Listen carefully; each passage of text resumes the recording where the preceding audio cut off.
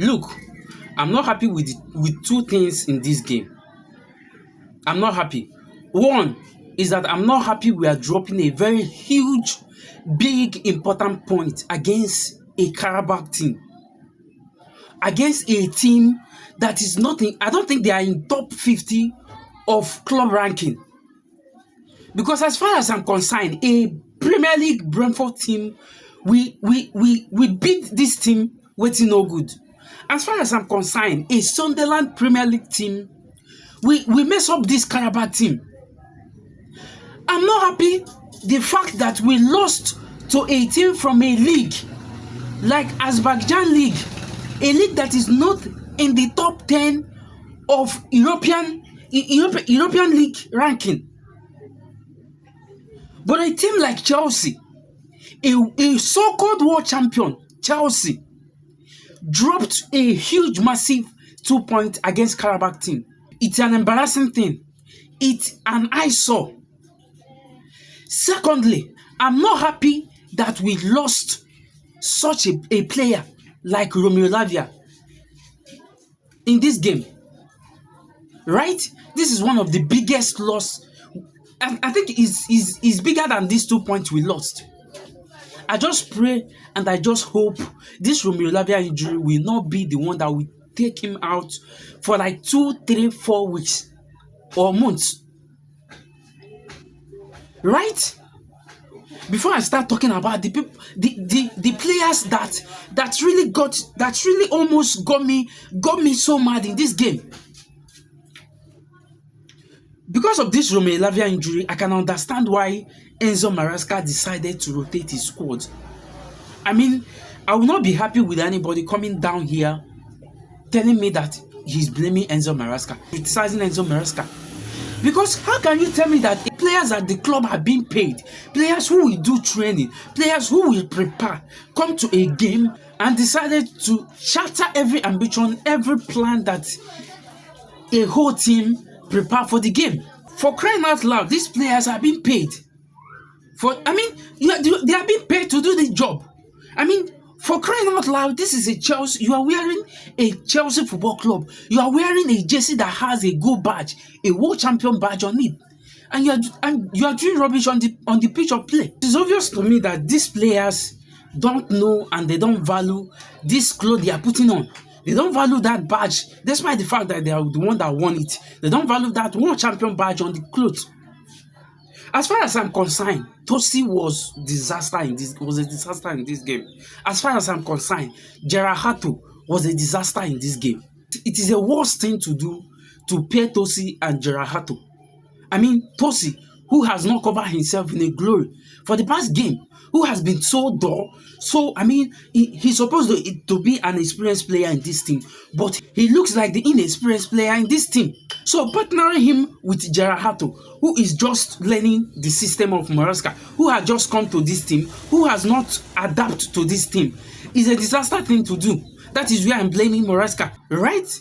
Because as much as I'm blaming HATO for the 2 goals, he considered the penalty, he caused the first goal. I mean, if you watch HATO, if you watch this game very well, you see HATO, he was played as a left centre back, but for the most of the time, you saw HATO covering up for TOSIN from that right centre back where TOSIN is supposed to play.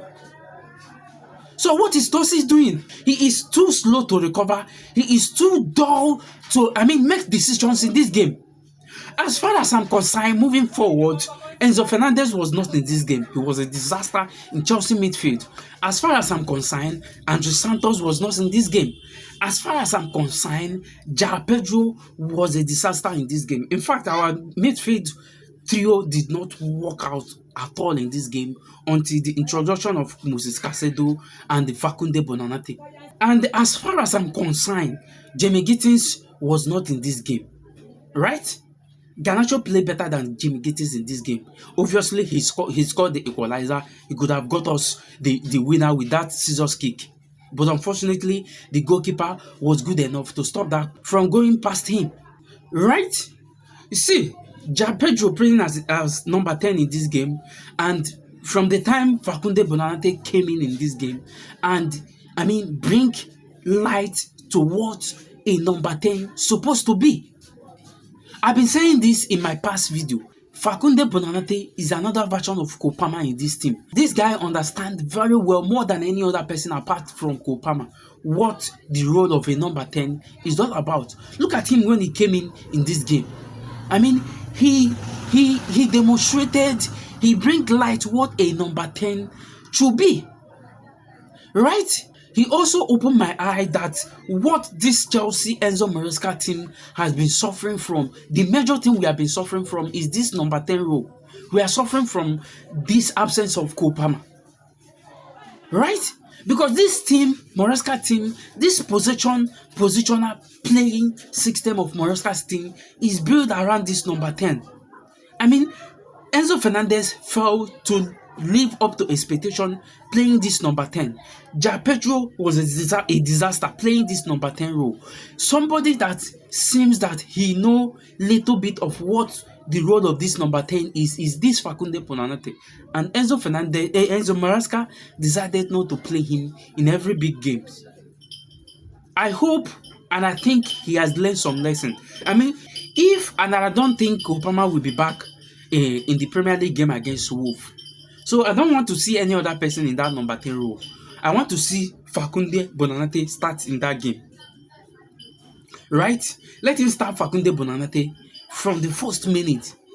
I mean, let Fakunde Bonanate light up that number 10 role. Because right now, we don't have a better man to play that number 10 in the absence of Kopama. The better option we have is this Fakunde Bonanate, as far as I'm concerned. Right? This game, losing 2 points in this game, as in, it drives me crazy. For the fact that this pitch, I don't know if this pitch is too small, or I don't know, because watching it from the screen, the pitch look a way different from what we are seeing from the Premier League, from other European stadium. It look way smaller. It look way, I don't know how to describe it. Right? I think this is one of the things, and the traveling fatigue and all that. I mean, the distance of the venue we are playing this game, I think it contributed. The fans as well, the opposite fans, we are not helping things out. I mean, that stadium was almost filled with a Qarabag fans. I think these three things contributed to the poor performance of this game. But I don't want to give it as an excuse to drop a huge, massive 2 points against a Qarabag team. Right? This is just a game that we could have easily collected 3 points and maximize our 9 points in the league phase of Champions League game. But right now we are in 7 points with big features in front of us: Barcelona, Napoli. Right? But I must give a kudos to Savo. I mean, he is one of the players that gave a fantastic performance in this game. Obviously, the man of the match for me. Let me hear your opinion on the comment section, guys. Because I mean, it is a very disappointing result for Chelsea.